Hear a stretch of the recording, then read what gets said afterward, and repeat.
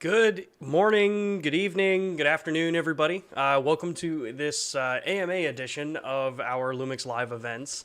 As you guys are aware, at the end of every month, or actually, let me take a step back. If you're new to the platform, the end of every month, we typically are trying to now do a kind of Ask Us Anything session where the questions that all of you have been asking throughout the month, the questions that all of you I can see are very actively putting down into the chat here, get submitted, and then we go through as many of them as we can, the ones that we actually can answer. I know there's a lot of people asking about GH6 and some other things like that, which I'm going to get it right out of the way.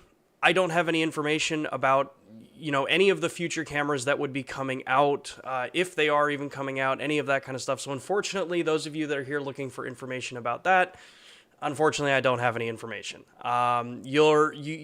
I know as much as all of you know at the same time. So outside of that, these sessions are designed so that you all have a direct connection to myself, to our team in Japan, to the team here in the US that I work with on a daily basis to kind of get you guys answers for a very wide breadth of topics. I have a number of questions and kind of things that people have been asking us about on Facebook here, on YouTube here, on Facebook, on Instagram, on different platforms. So I have a couple canned things that I'm going to cover to make sure we get through those.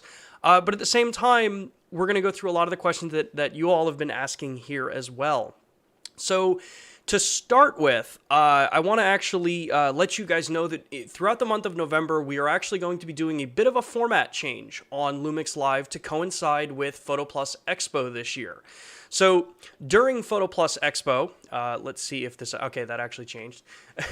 Throughout the month of November, we will be transitioning over to Tuesdays at 3:30 p.m. for our coverage during Photo Plus Expo. A bit of this change is so that we can fit into the calendar of events that are going on during the show next week. We are still broadcasting here on YouTube, but those of you that are attending Photo Plus Expo as well can also view this on that platform as well. This is the first year for Photo Plus Plus, the online platform. So make sure to join us over there Tuesdays at 3:30 p.m. Eastern Time throughout the month of November. So, and I will bring that back up near the end so you guys will have more information about that as well. We have a whole bunch of really fun conversations going on during the sessions next week, primarily all dedicated to photography because it's, well, Photo Plus, and that's primarily a photography-based show. However, we will be talking a lot about, the L-mount system, how everything's, kind of moving along in there. We have the rest of the SSR team, so Brandon Cortez, Michael Richardson, and Jack Salamanchek are going to be joining us for different kinds of topics. To answer the question, Albert, you are able to watch here on YouTube. If you are not someone who's attending Photo Plus Expo, we are simulcasting it here on YouTube as well. So just make sure to get subscribed, hit the bell icon, all that kind of fun stuff that we always ask you guys to do, and you'll get notifications when we go live. So now that that's out of the way, I want to welcome everyone that's new to this platform. So any of you that have never joined in and talked to us and interacted in this community, it's an amazing community that helps each other out. And make sure to hit the bell icon, like, subscribe, and all that kind of stuff so that you guys can see more of these things. For those of you that have just joined also, make sure to tag at LUMIX Cameras before your question so I can see it in the chat roll on my side. And with that, let's jump into this. Let's go through some of the questions that you guys have already been submitting. So one of the first ones that I want to actually address, because we actually get this question a lot, is about sponsorships with Panasonic. Now, I know this isn't camera related specifically, but it is a question that we get a lot for at least what I can say about as far as the US side of the brand goes, since that's the only part of the company that I'm responsible for. We do have a platform that will allow you guys to request and become creators with Panasonic. So I've just dropped that link down into the chat here. And basically what you do is you go into that process, fill out the paperwork and the format, so that it basically gets into the database, and projects can be, put out there, the kind of thing. That's typically the first step. If you want to get into kind of the role of people that we're looking at as far as photographers to work with. The other most important thing is to work on your craft and build your craft to where you are building up followers. You are building up people that want to look to you for content creation and information.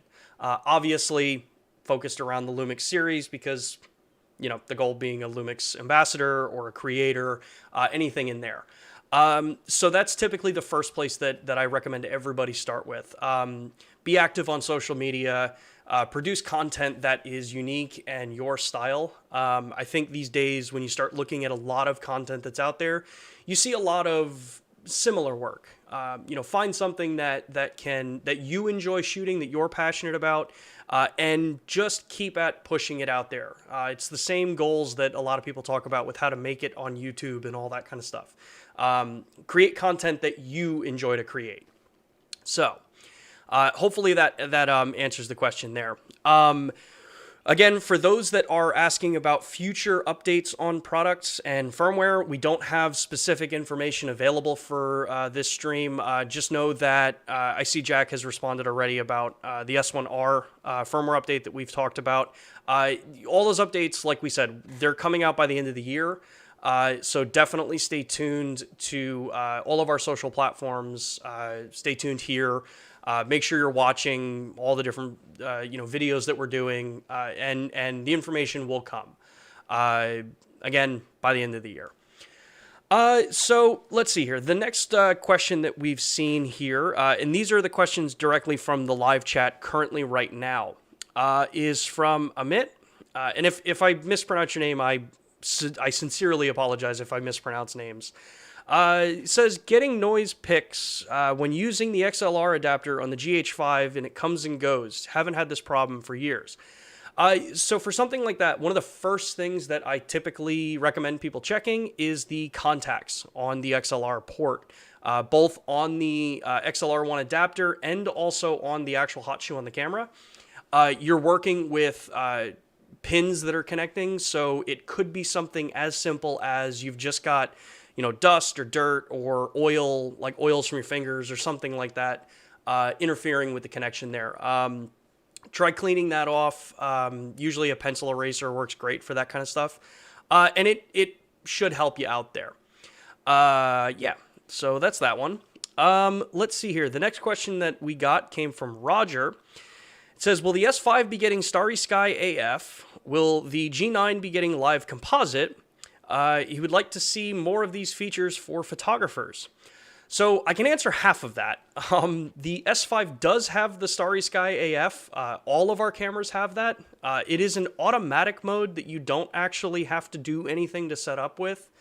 If you're photographing and you're setting up the camera so that it's looking at stars, so obviously astrophotography, if for some reason it can't find focus because of the stars, it will automatically drop into that mode. Because a lot of our cameras are rated to focus down to somewhere around -6 EV, I honestly don't know how often you're going to run into actually having the camera go into that mode. So really, it's there. But the instances of needing it anymore these days is much lower, just because the systems are more sensitive as technology has gone forward. But it is in there. As far as the G9 getting live composite, unfortunately, I don't know if the G9 is going to get it. I don't know if it can get it. But do know that anytime we see these kinds of comments and questions, we do get them submitted over to the team that is responsible for firmware and future product planning and stuff. So the more we see those kinds of comments, it just reinforces the same thing that we're pushing from our side with our engineers as to what can be done and what we would like to see in the future. So personally, I would love to see the G9 get live composite. I love that feature in my S5. I just don't know if it's actually going to be able to come out in the camera. I don't know if there's processor differences there. One of the other questions that we got here was actually from our last AMA session that came in during the playback while it was up. And that question was, can you tell me exactly how to take a picture from video? Because during that session, I had explained how you can press the menu set button during playback in the camera and you can save out an image. And while I realized looking back and listening to how I worded that, how I worded that may have been a little confusing. The fact is, you can do exactly what I said, but basically, what you're going to do is, I'm connected to my S5 right now, and what you're going to have here is, during playback, which this is going to take a second to cycle into playback. So I have a quick little video clip here that I captured before. Obviously, this is a horribly exposed picture, but it gets the point across. So what you'll do is you'll click up to actually start playing the video, and it starts playing it, but you're going to pause the video. Once you pause the video, now you can cycle frame by frame by clicking left or right on the directional pad, or if you're not in because I'm connected over HDMI, I have to do this in OBS. Once you've found the frame that you want to save out, this is where you press the menu set button and then click save image. So I was close, I just forgot about the whole part of, you have to pause the video first. Once you do that, it allows you to actually save out the image. Doing it this way is also actually really helpful because it will save out metadata and all that kind of fun stuff. So you'll know what aperture, what shutter speed, that kind of stuff that the image was captured at. So hopefully that helps. Hopefully you're watching this episode from the month ago. If not, I will also put that as a comment. We'll probably pin that comment down as well. As a reminder for everyone that is also submitting more and more questions in here, make sure to tag at LUMIX cameras so that Jack and I can see them scroll through. Let's see here. The next question we had here was from Lux Shots, and actually I'm going to ask you to clarify a bit on this question because I'm not sure I'm following exactly what you were asking. It says, what is the difference between S5 timecode HDMI and GH5S non-timecode HDMI? I think I understand what you're asking, and I think, let me actually get out of the image playback here and go into shooting mode.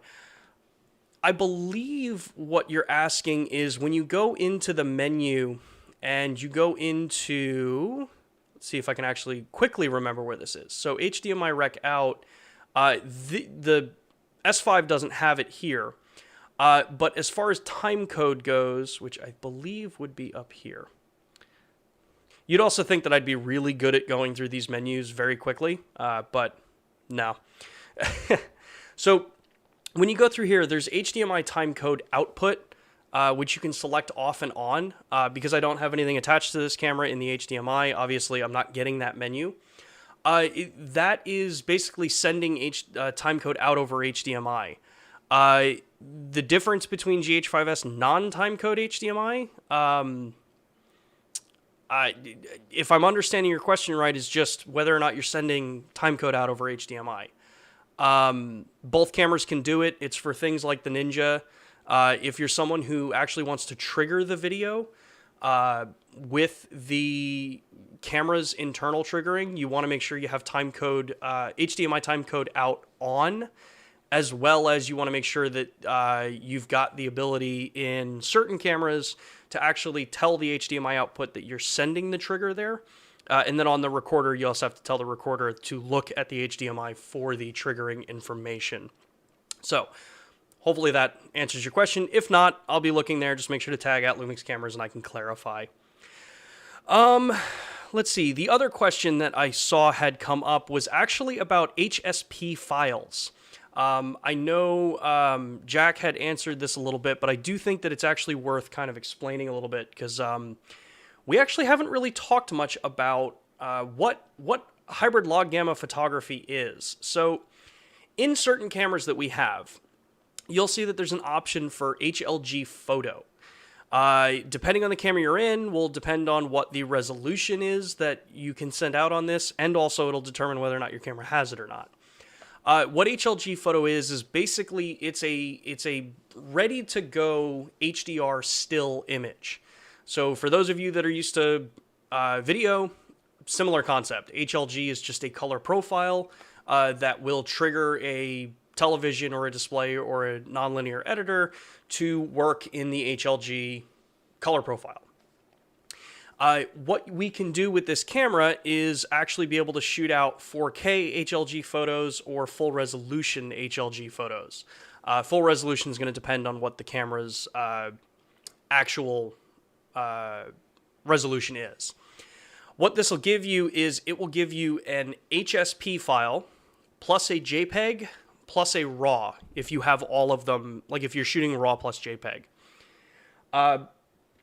What these will do is these allow you to be able to take that image and immediately display it on an HLG compatible TV. So it's pretty much any TV that's new that's come out in the last couple of years over the HDMI cable. With being able to use that photo on a television, that is still something that, as of right now, and I honestly haven't checked it in a little while, right now that's up to the television to actually be able to support that file type. I know our OLED 4K televisions do support it, so it is something you can just plug the card in and view them. It's just added metadata to it. My understanding is that things like Photoshop, Lightroom, Photos, all those kinds of things don't know what to do with an HSP file, so that's why you still get the RAW plus the JPEG. You can make them look HDR if you're shooting the RAW file and exporting out in like P3 color and adjusting it properly. So hopefully that answers that question for you. Let's see here. FC252 asked a question here. Are there any LUMIX cameras with Bluetooth support, microphone audio as input for recording? No. I can basically just explain no. The reason why, and this is my understanding, is that the way cameras are developed, they're more bespoke processors for image processing.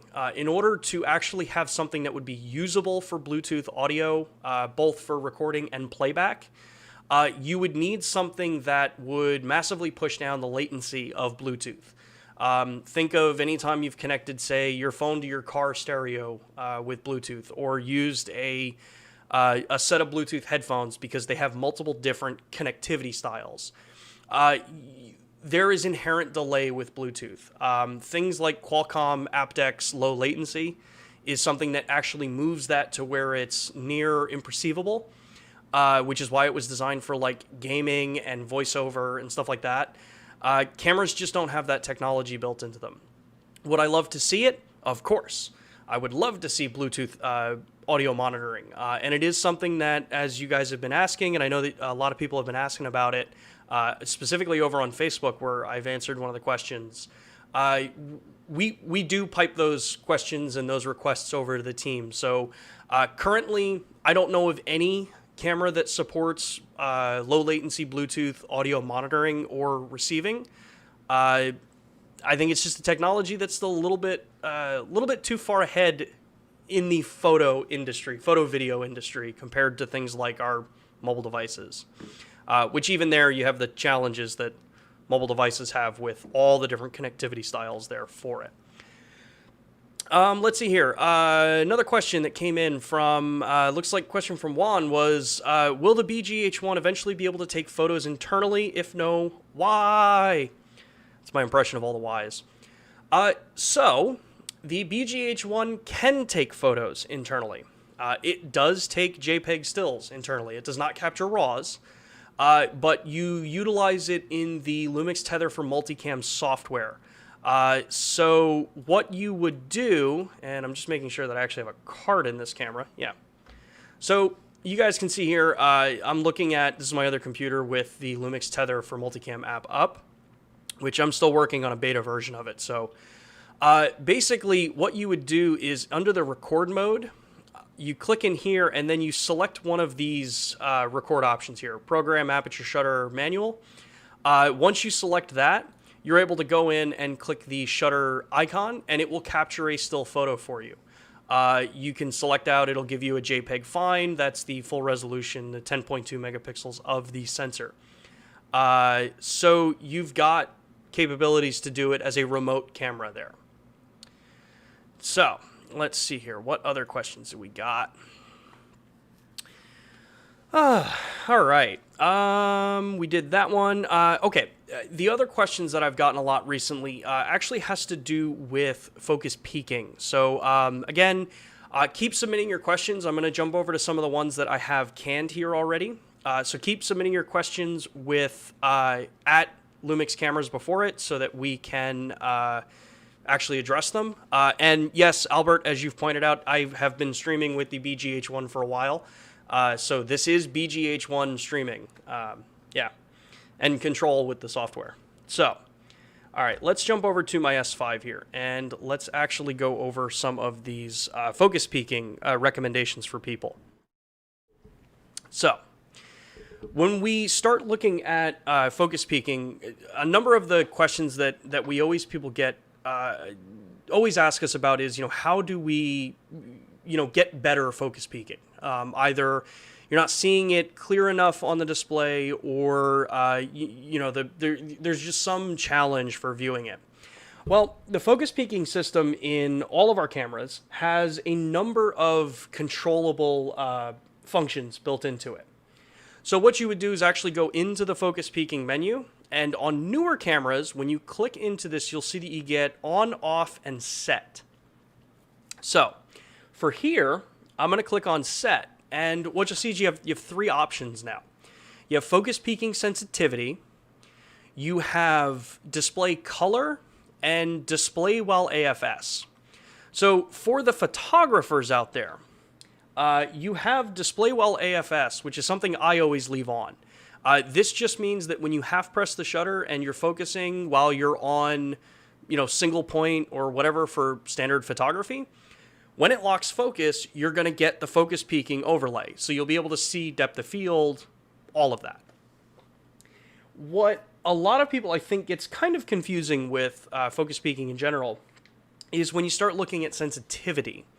It's a little counterintuitive when we start looking at this, but basically, if you increase the sensitivity, it means that it needs more contrast to determine the edges to display your focus peaking. It will appear much more fine on the screen, which is a big benefit for things like macro photographers, where critical focus is what is ideal there.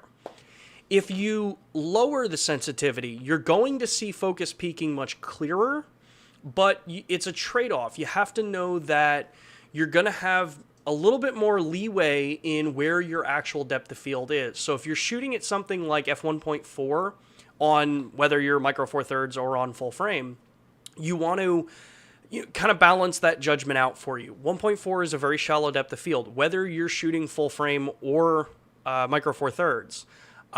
So depending on your use case, critical focus may be your determining factor here. So pick the one that works best for you. Just know that plus sensitivity means that you're going to see more fine looking focus peaking. Low sensitivity down to -2, or just setting it to low, is going to show more coarse looking focus peaking indication, but know that it's not going to be as accurate as going into high sensitivity or +2 in this case. The other main thing that I think a lot of people overlook is you also want to select the proper color for your focus peaking that provides the most contrast for your vision. Since all of our vision is different and all of us have sensitivities to different colors different, cycle through these different colors. You may find that by default, if blue is the color that's being, by default shown, you may not be noticing that as clear as if you say you put it to green or yellow or red or the kind of pinkish hue that cameras like the S5 have. That's the reason why you have so many different colors available in focus peaking. Pick the one that works best for your vision. Personally, I find that red or even green or yellow tend to show up the best for me when I'm looking at actually finding my focus peaking. So play around with the colors, see which one works best for your vision. The other trick that I use all the time, specifically for shooting manual handheld video where I'm manually focusing, like if I'm using some of my adapted M lenses, or if I'm shooting photography and I am just doing street photography, is I will actually go into the camera settings, go down into the cog, and let's see if I can remember exactly which page it's on. I believe it's on... Maybe it's actually in the video. No, it's in here. Bear with me. I know exactly what I'm looking for. There it is monochrome live view. So what you do with this, it's not going to show over HDMI, just because HDMI is going to send out the 422 10-bit signal on this camera. What monochrome live view does is it just gives you a black and white preview on the display, so you can judge just the contrast of your image. And what I find a lot of cases is that if I'm using monochrome live view, one, I'm not focusing on color as much. So I'm looking more at tones and shades, what our shadow and highlight's going to look like, because I can change color later. But most importantly, it means that when I'm using focus peaking, the colors are going to pop out much more because it's going against a monochromed background. So if you're shooting a really colorful wall that has blue, red, green in it, switch to monochrome live view and you'll notice that focus peaking color is going to really pop off the background now, and really be able to give you a good visible indicator of where your focus is. Okay. Let's jump over and see what other kind of questions we got here. Jack has just let me know that there is a good question about bracketing. So let me see if I can find that question in here. Just as a reminder, make sure to tag at LUMIX cameras so I can see these here. In the meantime, yeah, the S5s are currently shipping. Just bear with it. The demand for this camera has been well exceeding what my understanding of everyone expected for it. So thank you all that are patiently waiting for the camera. I can tell you it is an amazingly fun camera to shoot with. Not to rub it in or anything. I'm just saying it's a really, really fun camera to shoot with, and I'm excited to see what you guys all create with it. Let's see. Christopher Moore, video, enough already. What about stills photography? Yes, we are definitely talking about. If you have a specific question about stills photography, drop it in there. We'll happily cover any topic you guys want. That's the whole point of this particular session. And join us for all of November sessions. It's primarily all about photography, but we welcome videographers that are curious about the system as well. Let's see here. Where is that bracketing question? Hey, Jack, if you see that bracketing question, just shoot it over to me in a text, because I can't find it in the YouTube chat here. It would be much appreciated. Let's see here. Rick is asking, are there resources online for learning about how to use your specific camera? Yes, there are. Aside from, at least, again, for the dealer platform, most photo specialty dealers usually do have educational platforms. So you can definitely check some of those out. I know myself, Brandon, Jack, Michael, Mark Toll, all of us teach courses at our dealer networks, and we educate on cameras, on different topics, things like that. But if you're looking for something very specific for a camera, which I think... Rick, I believe you were asking about an FZ300. So if you go on to YouTube and look up, and I'll actually put a link to it in the description down below, the Panasonic Help channel on YouTube has really detailed short little videos on different styles of cameras. The one that's up there, I believe, is for the FZ1000. Which is going to be very similar to your FZ300. They're like 3 to 5 minute little clips in a playlist that go through all the different, this is how you find setting A, B, C. Like I said, I will drop a link, or if Jack finds it, if he can drop a link in the chat and tag Rick in it. It's an amazing resource. It may not be specifically your camera, but the menus are very similar. So I always view that as still being actually incredibly useful, even if it's not your specific camera. Let's see here. Next question we've got here. John, will there be firmware updates for some of the other cameras? Unfortunately, I don't have information about future firmware updates. I apologize, John. Bracket question. Let's see here. I'd like to bracket at night. Milky Way in the back. Okay. So, bracketing at night, you 100% can do exposure bracketing. If that's what I imagine or understand what you're asking about is exposure bracketing. 100% you can do it. Typically, what I recommend for that, for exposure bracketing, is either doing an ISO bracket, mainly because you're not necessarily going to want to let the shutter speed go too long so that the stars start to really move if you're looking to do night sky photography where the Milky Way is like perfectly stable in the sky. Typically what I'll do is, like I said, set it up on ISO bracketing where it'll just use the ISO to shift the exposure. So I'll be in shutter priority or I'll be in full manual and then go in and do ISO bracketing. The other way to do it, which it's more intensive to do this, but I think you can get a better result out of it, is legitimately just take manually, set your exposure for the stars, the way you want them to look, and then take another shot at whatever ISO and exposure value that you want for the foreground, if you're trying to balance those out, and that can work incredibly well for it. You still have to go into Photoshop and merge those. The third way that I do this is actually, if you are an S5 owner, this is where Live View Composite is a savior for this kind of stuff.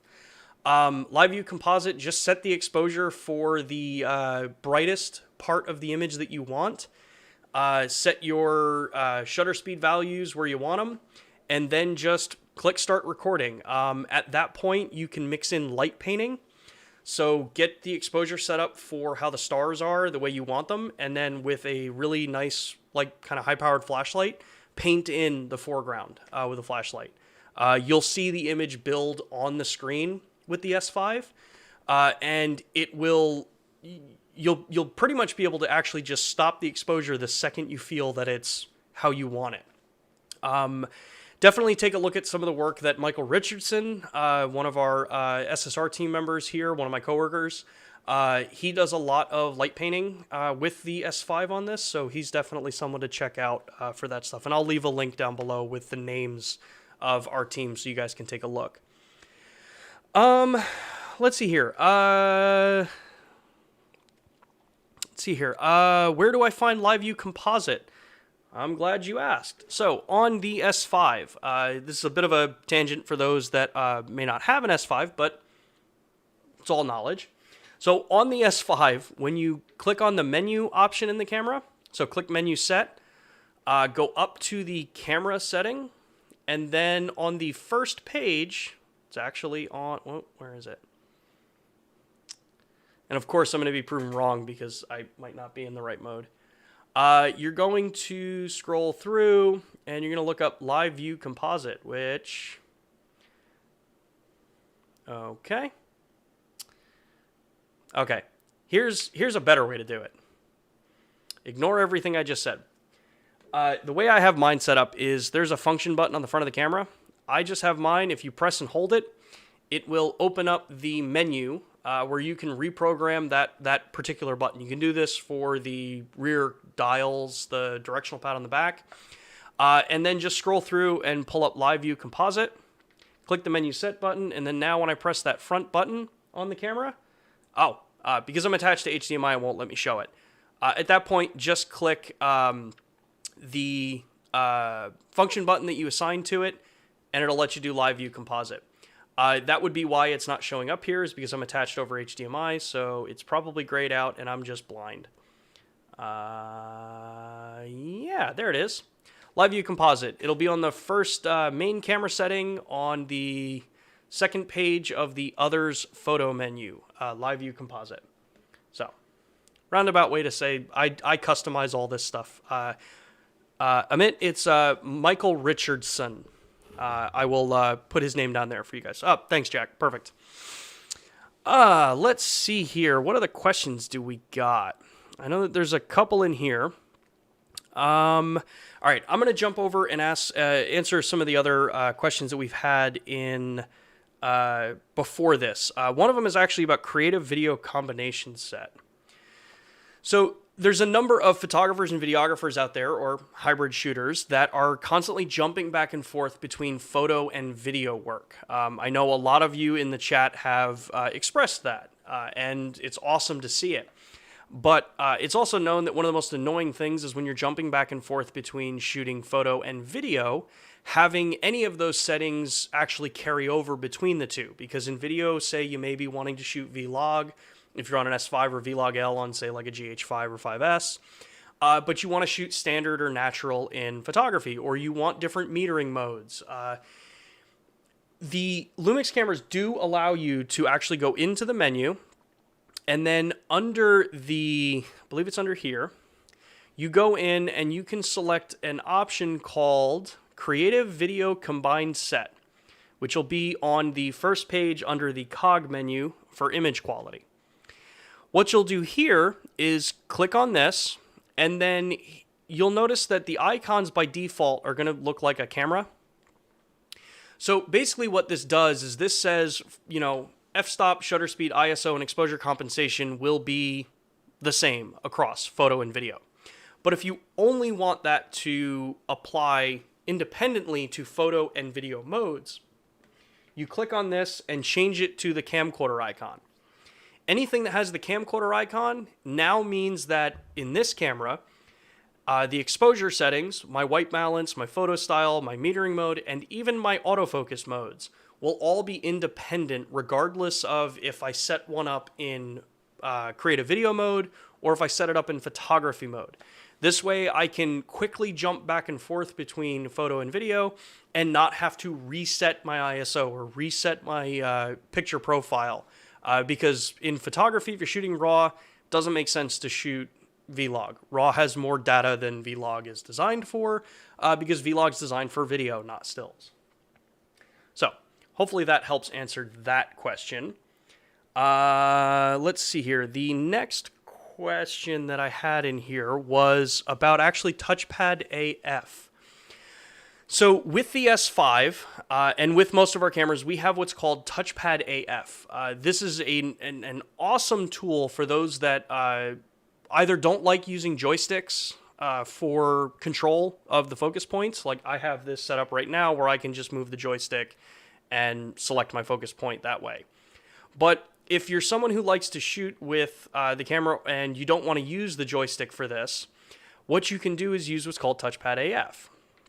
And you do that by going into the menu, scrolling down to your touch controls, which we will see here. It's under settings. And then I'm going to go to, nope, it is under here. Again, you would think that I work with this company day in and day out. You think I would, well, by the back of my hand, understand where everything is in the menus, but I don't.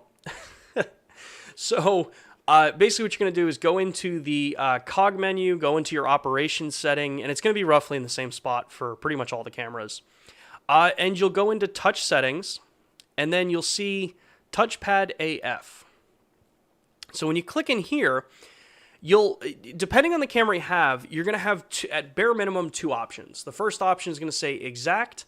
The other option is going to say offset. If you're on the S5, however, at least the S5. I haven't tested, I think the G100 is the same way as the S5. I think all the newer cameras may have this newer option deployed. This allows you to also come in and say, well, I want to offset where I can actually use the touchpad AF. So offset 1 is just general offset. So no matter where you put your finger on the rear screen while your face is to the viewfinder, it will keep the focus point in the position it was, and you just drag over, lift up, and you can move the point across the screen. But as you look down further, you have more options to set kind of like dead zones or active zones on the rear display. Offset 2 is the right half of the display is used for touchpad AF. Offset 3 is the top right corner. Offset 4 is bottom right corner. Offset 5 is left side. 6 is top left. 7 is bottom left.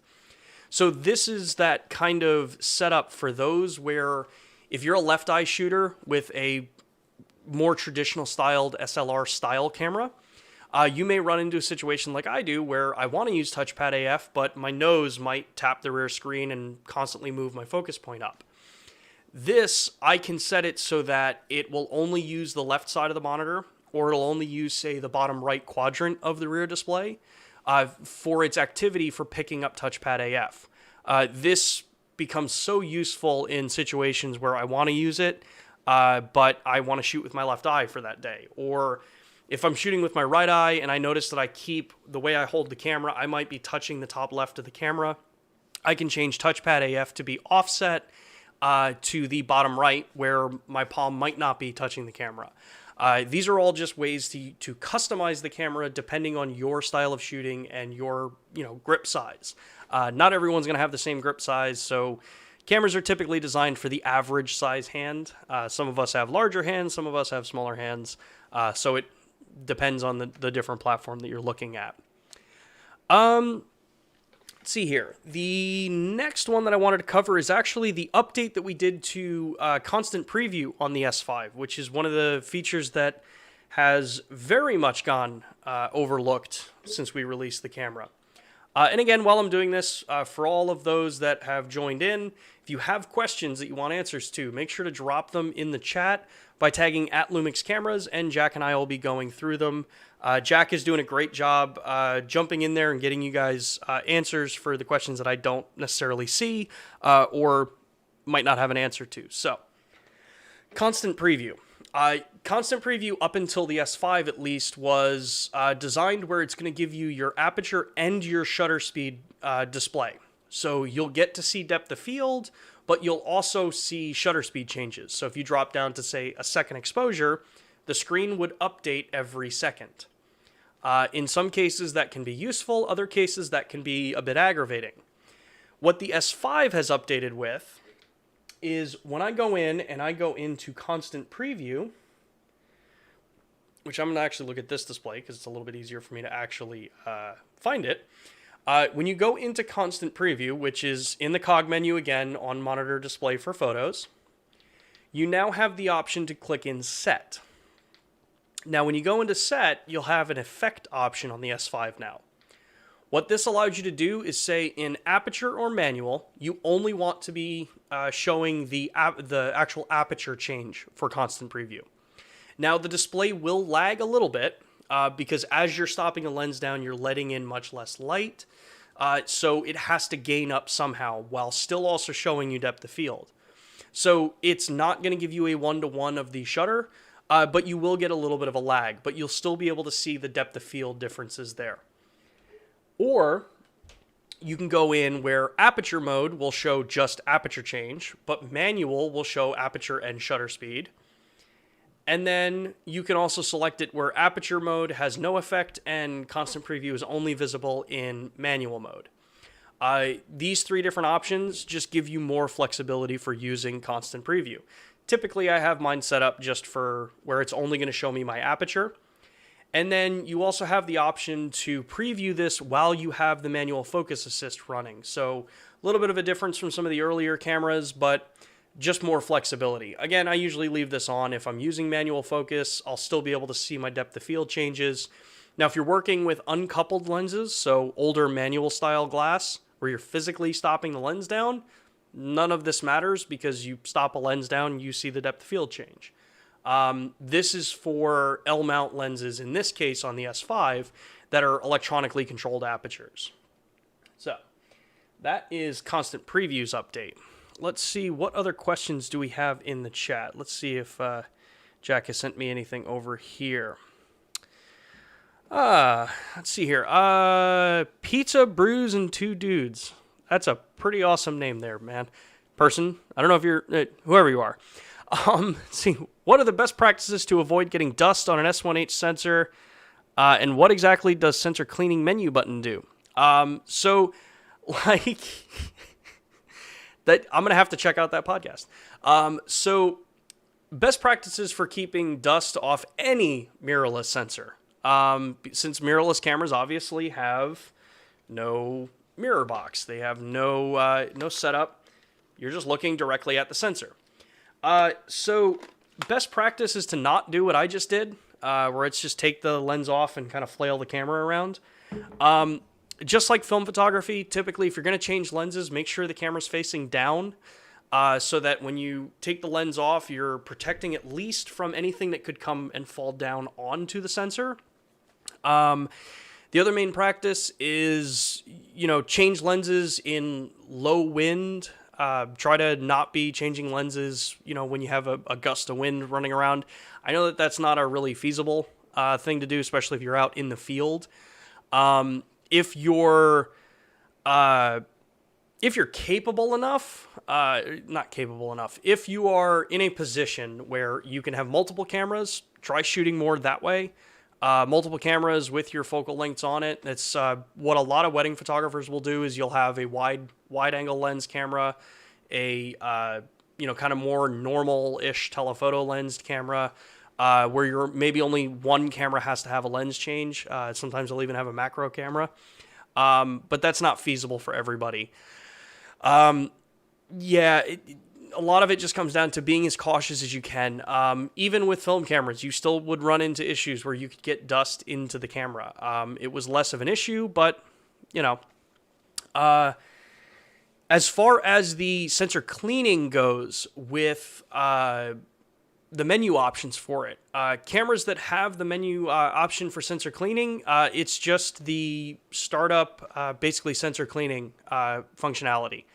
Most of them do a couple of different things where it can either allow you to mask out dead and stuck pixels, which is typically what pixel refresh will do, because all sensors, all cameras, every digital CMOS sensor has some instance of stuck and hot pixels. Most software is really good at just getting rid of them, so you never see them.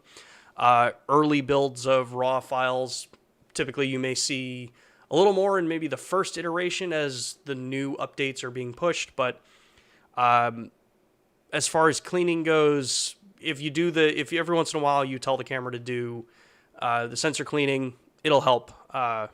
It'll help a lot. Albert asks, does Lumix still make flashes? Yes, we do. We make 3 flashes: an FL220, FL360L, and an FL580L. They're not the easiest to find, admittedly, but they are solid flashes. I have a couple of them, but I honestly haven't been shooting a ton of flash photography recently, so I haven't used them in a while.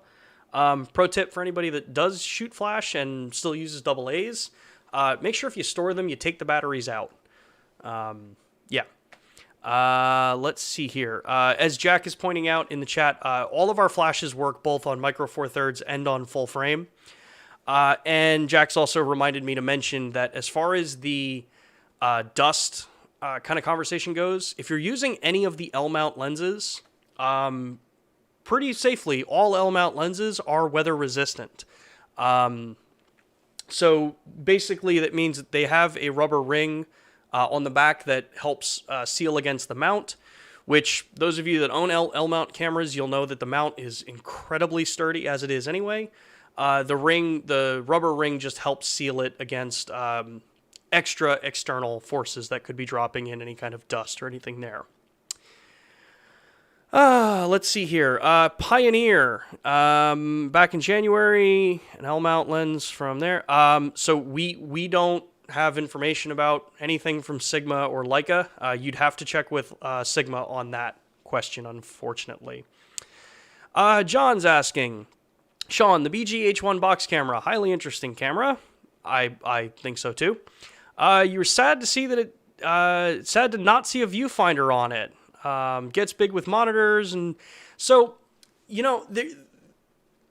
we covered some of that in the BG-H1 launch and the follow-up session, but I actually kind of prepared for this. I'm going to jump over to my Lightroom catalog, because there's a big advantage of this kind of camera not having a viewfinder or screen on it. And that is, so I'm looking at my Lightroom catalog here, and when you have a more traditional styled camera, like the GH5, GH5S, or an S5, depending on what you're planning to do with the camera, the screens may not actually be usable because of where you're mounting the camera or using it. And in some cases, they can add a lot of bulk to the platform that you're using. So this is a little project that I'm working on with my BGH1, in where I'm mounting this onto my motorcycle to capture really high quality footage. Because the BGH1 is anamorphic ready, because it's Cinema 4K 60p internal, you know, it fits incredibly well if you're trying to up something better than, you know, the GoPro style footage. Not throwing shade on GoPro, I'm just saying I want to shoot something with mirrorless that's micro four thirds. So mounting in a situation like this, a viewfinder and a rear screen are totally useless for something like this. Where it changes in a case like this is that I have the camera mounted up. It has the ability to control over Wi-Fi with the LUMIX Sync app. So I can have the camera set up on the bike, have it mounted to where the angle's right, everything looks how I want it, and then my phone mounted on the bike like I would for if I'm listening to music or GPS, things like that. And I can view the signal on my phone, trigger start and stop when I'm stopped and, you know, being very safe while riding. It gives you that option to be able to trigger start and stop and then review the footage again when you've stopped and you've got everything all set off to the side. So that's one of the reasons why a camera like this doesn't necessarily have a monitor built into it. Plus, a lot of production uses, like how I have the camera set up right now, it runs video signal out over Ethernet, so I can control the camera, and then I do have an SDI cable plugged into a separate monitor up on the side, so I can monitor the actual menus of the camera if I'm not using the software for it. So there's a lot of use cases for it. I think it's a different style camera than those of us that have been used to working with a GH5 or a GH5S. It just opens up a ton of new platforms that you can work with. So hopefully that helped clear up some of it. But for more dedicated info on it, definitely go check the BGH1 videos, which I'll link on the upload here. Let's see here. Albert was asking, I guess, a follow-up for the LUMIX flashes. Will they work for off-camera flash? You'd like to see a video on LUMIX flashes. Well, I can tell you, definitely join us for Brandon's session during Photo Plus, which I believe is on the 10th. We're going to be talking about portrait photography, and Brandon actually does use a lot of strobe, not just our flashes, but studio strobes as well. So if you're interested in flash photography, definitely check that one out. That'll be a fun session, which actually, before I go too far, I'm going to jump over to this again. So just as a reminder for everyone that has joined on, all of next month, all of November, we are transitioning the LUMIX Live platform onto Tuesdays at 3:30 p.m. Eastern Time. This is to coincide with Photo Plus Expo and Photo Plus Plus, the online platform for it. We are going to be featuring a weekly conversation with the team here at Panasonic. That is Brandon Cortez, Michael Richardson, and Jack Salamanchuk, where we're going to be talking about different topics in photography and different ways that you can, achieve some really, really cool, fun photography with these different cameras. So make sure to join us. This will be every Tuesday, starting next week from 3:30 till 4:30 Eastern Time. You do not have to necessarily be attending Photo Plus for it. We will still be actually broadcasting these on YouTube. We're just simulcasting them into the Photo Plus platform as well. So make sure to join us for that. And again, that's through the entire month of November. Once we get back into December, we'll go back to the Thursday 3 p.m. sessions. So let's see here. I'm going to jump over and cover one of the last topics that I had pre-figured out for this. So I'm back here on my S5, and one of the other kind of majorly overlooked features in a lot of the newer Lumix cameras is the fact that you can now program exposure offsets. I know a lot of those of you that are filmmakers out there, you're typically someone who likes to shoot maybe 1 stop or 2 stops overexposed.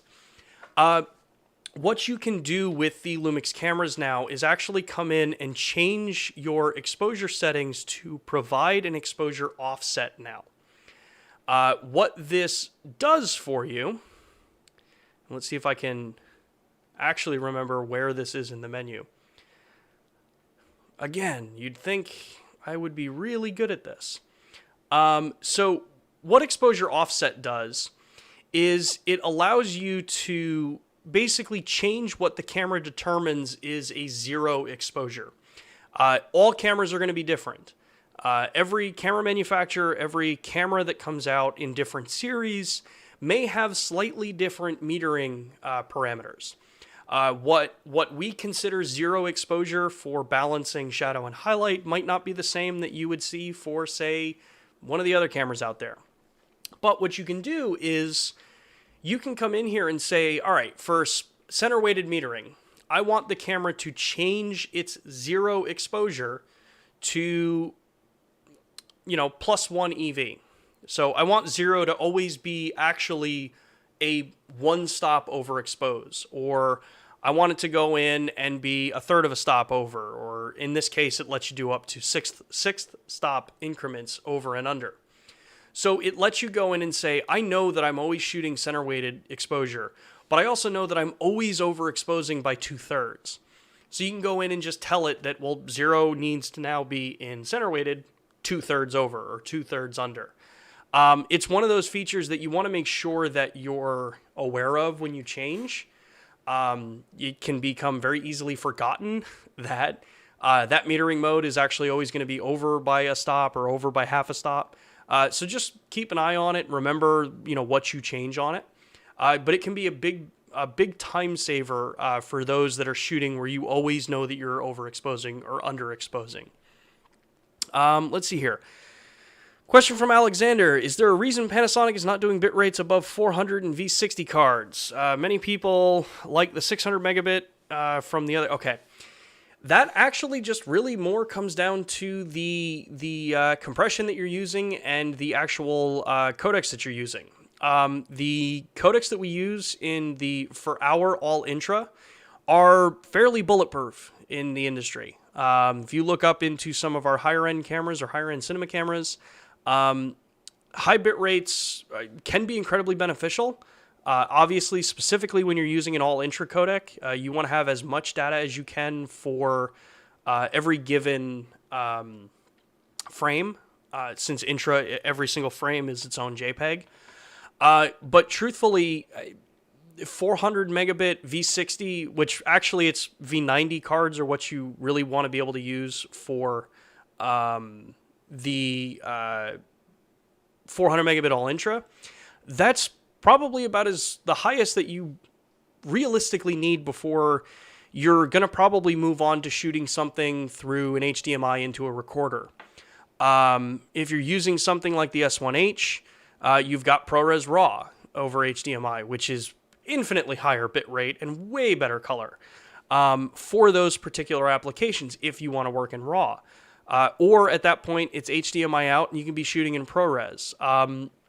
Internally, it's always a balance between the compression that's used for that file, whether it's a variable bit rate or a constant bit rate. Most cameras are variable bit rate. So even if a camera tells you it's giving you 600, you may not actually be getting 600 because it's going to depend on what is in the image and if it actually needs to hit that bit rate for it. So primarily, it's more that it works on a camera like the S1H. 400 megabit all intra is what was part of the certification that got that camera its Netflix Post Technology Alliance certification. So the image quality is up there for that benchmark. Not to minimize those that want higher bit rates, but you have a ton of different options in these cameras. So going up using a recorder can be a big benefit if you need higher bit rates. Let's see here. What other kinds of questions do we have? We got a couple more minutes because I did start a minute or two late. Updates on webcam. Unfortunately, I don't have any update if the G7 is going to be able to be used as a webcam with the software. I'm not sure if it's a processor-driven thing or a hardware component, but right now, as my Google's telling me that it's 2 p.m.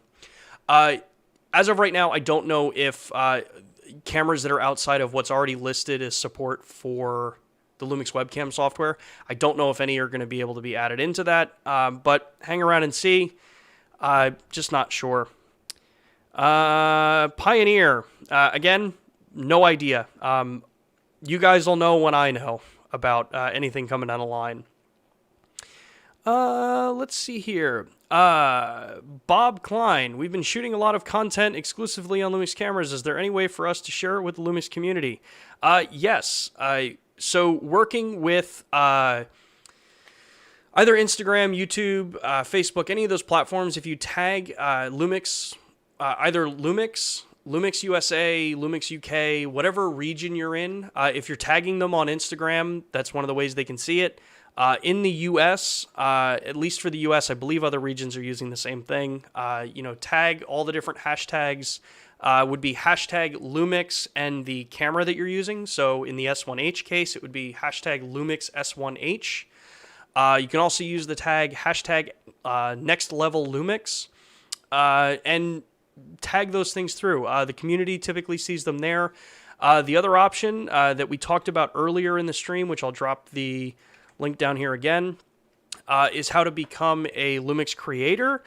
The link we just put out, you can submit into there and take a look at that platform. It might not be exactly what you're looking at, but that's one of the platforms to get in with the LUMIX community. And obviously, being part of these kinds of streams, interacting with people, getting your name out there. This community, again, everyone that joins us, whether you're new here or you've been joining us since the start of this whole thing, everyone typically are creators in here, whether you're learning or you're a seasoned professional in this. This is a great community to link up with people and stay connected outside of just these events. You get some really good ideas and really cool use cases I've seen in this group here.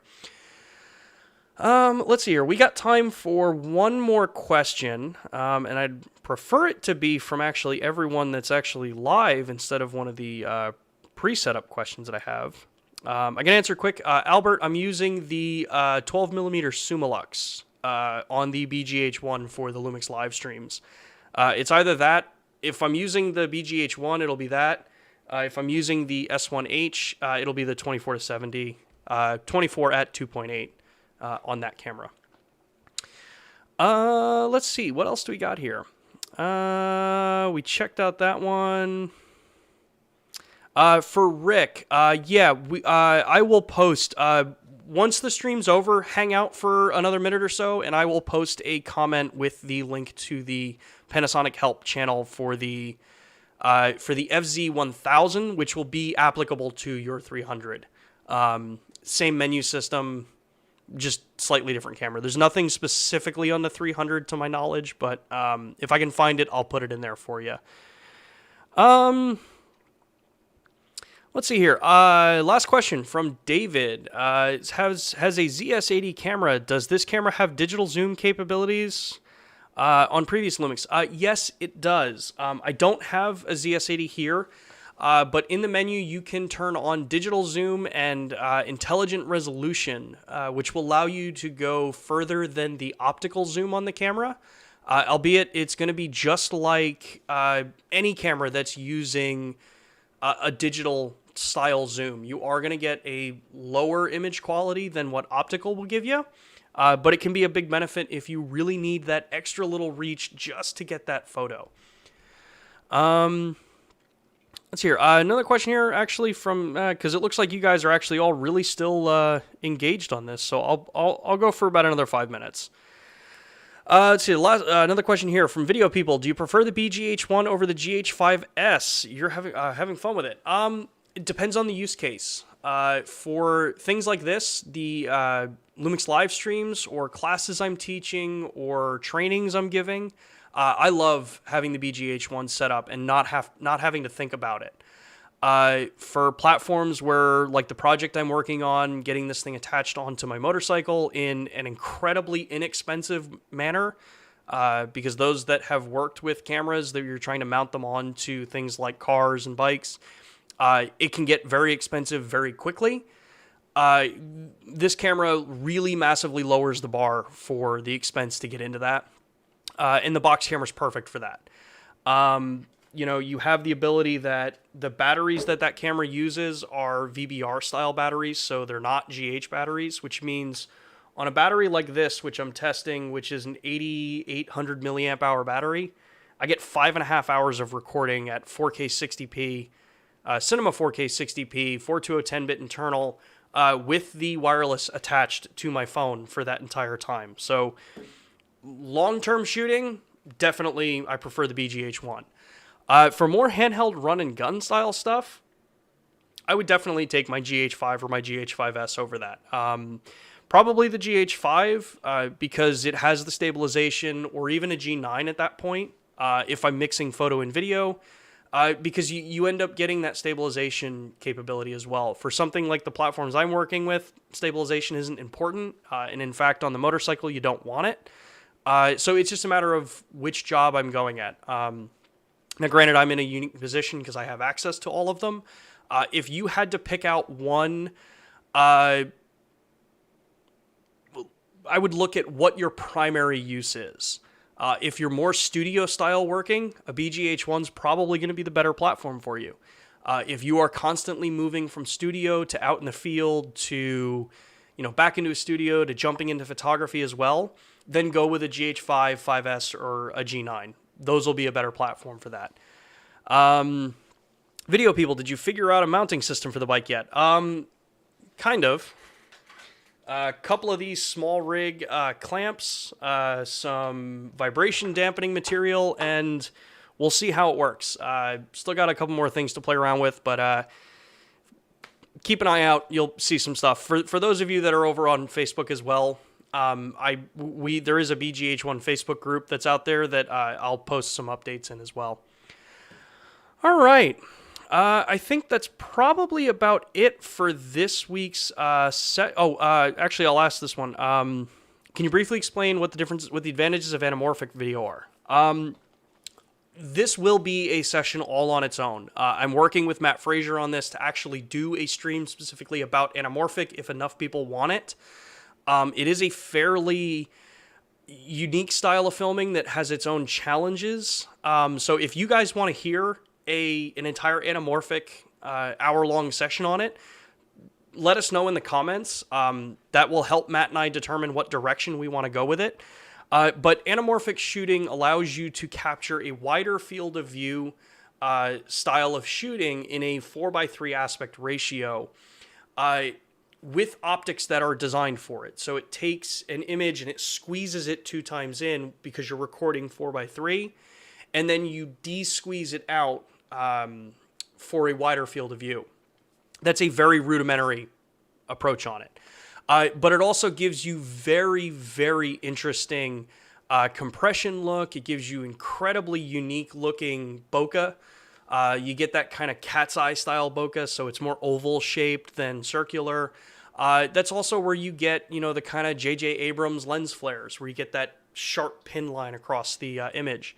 The GH5, GH5S, BGH1, S1H, S5, they're all capable of doing anamorphic recording in a 4:3 ratio. And there's becoming a lot of lenses out there for it. So if you guys do want to see an entire session on anamorphic, again, sound off in the chat, because we review these for a lot of what you guys want to hear. Let's see here. I'm going to do one last question because we're running 10 minutes past, and then we're going to call it for this week. Was any tips for astrophotography or star trails? Yes. We actually have an entire LUMIX Live that we did with Ben Grinnell, where we talk about astrophotography, night landscape photography that I will reference to. But for the most part, get a really sturdy tripod. That's going to be one of the most core parts of this. Typically, you're going to want a wide-ish angle lens, something like our 24mm Summilux that I'm using right now for the box camera is amazing at astrophotography as far as optics go.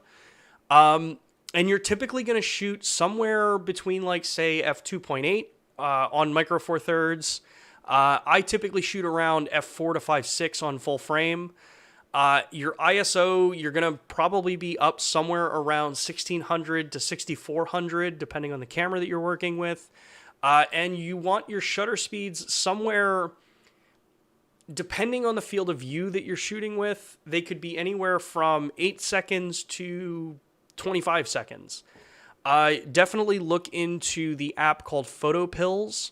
It has an entire Astro calculator in there that will help you calculate what shutter speed, what aperture you're shooting at, what camera you're using, and whether or not the 500 rule actually applies to your camera. The higher the resolution the camera is, the less the 500 rule actually applies to be able to get pinpoint stars. So definitely check out PhotoPills. It also has a really nice calculator for figuring out where the Milky Way is in the sky. It can be a really beneficial tool for you there. So hopefully that helps. And yes, as Albert is saying, make sure to watch for light pollution. If you just Google dark skies locations or dark skies maps, they'll give you a good idea as to where the light pollution would be. For the person asking in there about the dark skies map, here is the one that I use. Now again, we have no affiliation. I have no affiliation with this site. I just use it because it's a really good resource. And then PhotoPills is the app to take a look at. Yeah, so hopefully that helps. And with that, we are actually going to wrap this up. Thanks again, everybody, for taking the time and joining us for this LUMIX Live AMA. These are probably my most favorite ones to do because it's basically just rambling for an hour long, answering questions that you guys have, keeping Jack on his toes, answering questions in the chat as well.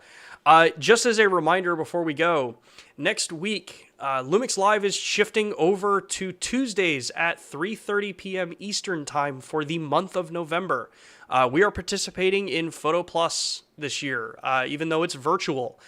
Join myself, Brandon, Mike Richardson, and Jack Salamanchik on multiple different topics, from portrait photography with Brandon, sports photography with Michael Richardson, macro live view composite light painting with Jack, and a couple other sessions as well. We are kicking this off this Tuesday at 3:30 p.m. Eastern Time. So you don't have to be going to Photo Plus. You can view it here on YouTube because we are actually just broadcasting this on YouTube and simulcasting it into Photo Plus as well. So we wanted to be able to bring this to as many people as possible. Since, as FC Photo is pointing out, Photo Plus is not a physical event this year. So everything's changing to be online platforms this time.